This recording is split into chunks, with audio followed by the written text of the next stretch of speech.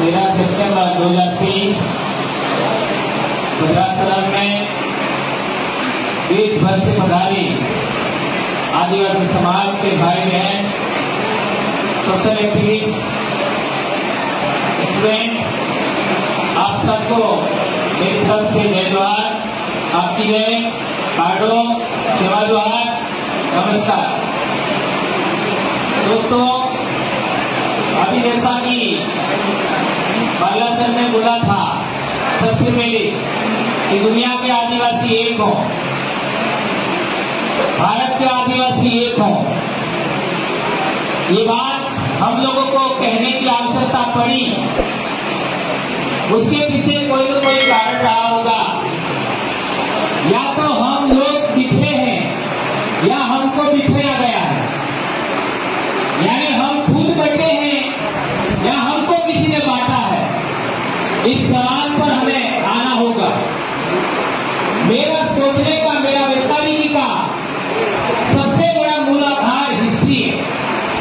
मैं इसी पर काम करता हूं। तो मैंने जो देखा है, आज हमारा राजनीतिक बिखराव है वो 1951-52 के बाद ही है, उससे पहले नहीं। ये बात हमें स्वीकार करना पड़ेगा कि 1951-52 के बाद ही हमारा राजनीतिक बिखराव हुआ है, उससे पहले नहीं था। धार्मिक बिखराव की बात करें, यदि हम क्रिश्चियन हैं, ईसाई हैं, तो 1850 के बाद ही ईसाई बने होंगे, उससे पहले नहीं। यदि हम इस्लाम को मानते हैं, क्योंकि कई आदिवासी इस्लाम को भी मानते हैं, हमारे भी आपका इस्लाम को मानने वाले मिल जाएंगे। यदि वो है तो वो 712 ईस्वी के बाद ही होगा, उससे पहले नहीं। क्योंकि 712 ईस्वी के बाद में ही हमारे देश में इस्लाम आया। जहां तक हम लोग वर्ण धर्म की बात करें, आप लोगों के मन में ऐसा आएगा वर्ण धर्म कौन सा है? तो सच्चाई यह है कि हम जिसको हिंदुत्व कहते हैं, ब्राह्मणिज्म कहते हैं, वो असल में वर्ण धर्म है। उसकी हम बात करें तो 8वीं सदी के बाद ही हमारे देश में वर्ण धर्म आया है। उससे पहले हमारे देश में वर्ण धर्म नहीं था। तो आदिवासियों का इस तरीके से विभाजन हुआ, उसका हमें अच्छे तरीके से एनालिसिस करना होगा।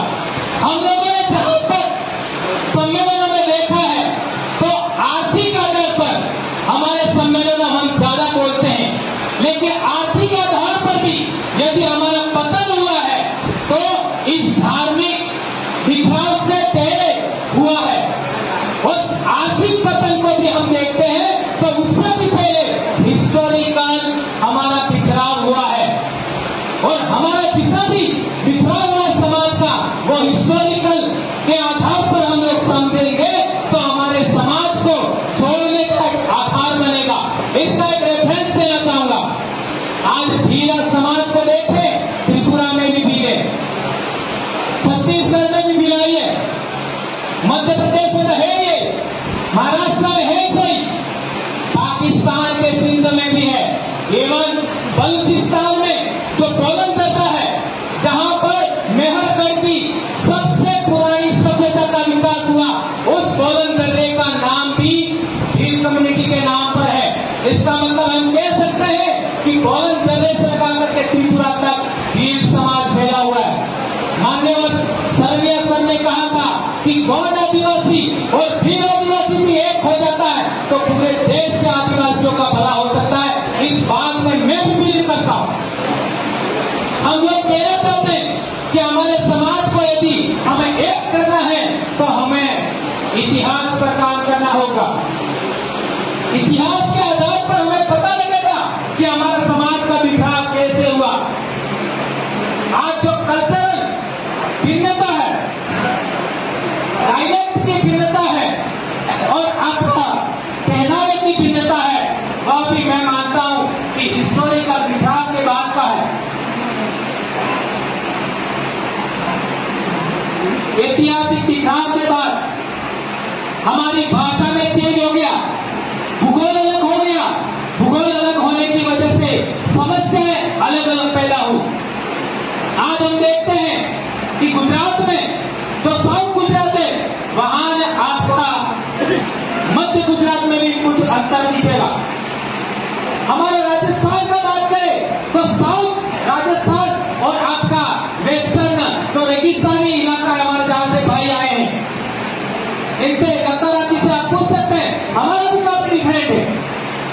तो देश भर में आदिवासियों का आपका कह सकते हैं इतनी ग्रुप भी अलग अलग है, डायलेक्ट अलग है, पहनावा अलग है, कल्चर अलग है, इसके बावजूद भी हमारा सोच एक तरीका का है। और सोच से भी बड़ी बात करता हूं, हिस्टोरिकल बिखराव हमारे उसके पीछे कारण एकमात्र रहा है और उसका कारण है हमारा समाज जियो और जीने दो में विश्वास करता था।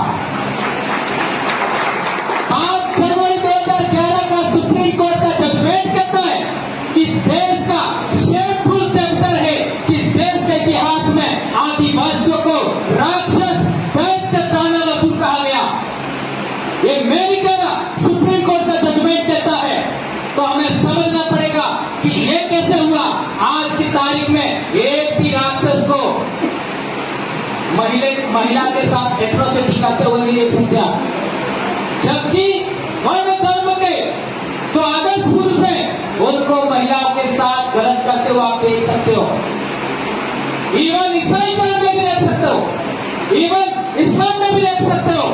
इसलिए मैं कहता हूं कि भारत देश ही नहीं पूरी दुनिया के आदिवासियों का जो मूल कल्चर था, मूल आपका नैतिक मूल्य था, सांस्कृतिक मूल्य थे, वे सभी धर्मों के बाप में ऐसा कहना चाहता हूं मैं। और एक महत्वपूर्ण बात, आदिवासियों की समाज व्यवस्था जिसको हम रिपब्लिक सोशल सिस्टम कहते हैं, डेमोक्रेटिक सोशल सिस्टम कहते हैं, वो सभी प्रकार की राजनीतिक सोच चाहे दुनिया के किसी भी कोने में हो उसका जन्म जाता है। जैसा कि मेरे बहनों ने कहा था, तमाम प्रकार की सृजन शक्ति खेती बाड़ी उसके लिए आदिवासी महिला जिम्मेदार है। इसी तरीके से दुनिया के आपका जितनी प्रकार की समाज व्यवस्थाएं हैं, राज व्यवस्थाएं हैं, धर्म व्यवस्थाएं हैं, उनका जन्मदाता आदिवासी है। इतनी बात मैं कहना चाहता हूं। इसी वजह से संयुक्त राष्ट्र संघ ने इस्लाम दिवस नहीं दिया, ईसाई दिवस नहीं दिया, हिंदू दिवस नहीं दिया, विश्व आदिवासी दिवस दिया।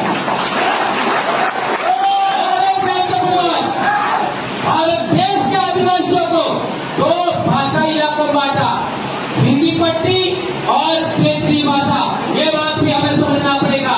भील कम्युनिटी को 4 राज्यों बांटा, मैथर राजस्थान, गुजरात, मध्य प्रदेश और महाराष्ट्र, 2 जगह क्षेत्रीय भाषाएं, 2 जगह हिंदी भाषा। एक कितना बड़ा षड्यंत्र है, इसको हमें समझना पड़ेगा। और एक महत्वपूर्ण बात राष्ट्र में कहना चाहता हूं कि हम आदिवासियों को एक होना ही पड़ेगा। हमारी कितनी भी कमियां खामियां होगी, मैं जैसा कि भाई कह रहे थे, हमें एक पार्टी भी बनाना चाहिए। इस लाइन पर मैं कहना चाहता हूं, 75 साल में पार्टियों को ने आज तक हमको सिलेक्शन का पावर नहीं दिया, इलेक्शन का पावर दिया, लेकिन हमारा नेता कौन होगा उसका सिलेक्शन का पावर नहीं दिया। इसलिए सुप्रीम कोर्ट के जजमेंट में क्या लिखा है, 5वीं अनुसूची क्या है, आर्टिकल 19(5), 19(6) क्या बोलता है, आर्टिकल 13(3) क्या बोलता है, 243(6) क्या बोलता है, इन नेताओं को पता ही नहीं और उनका जजेकारा काम कर रहे हैं। योग्यतम आदमी वहां जाना चाहिए।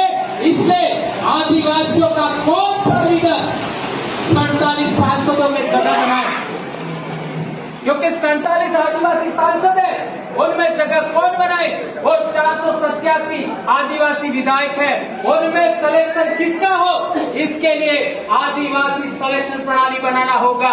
और उसके लिए मैं कहना चाहता हूं, उस विधानसभा, उस लोकसभा के जो लोग वोटर्स हैं, वे ही पता लगाए, वे ही तय करे कि हमारा नेता कौन हो।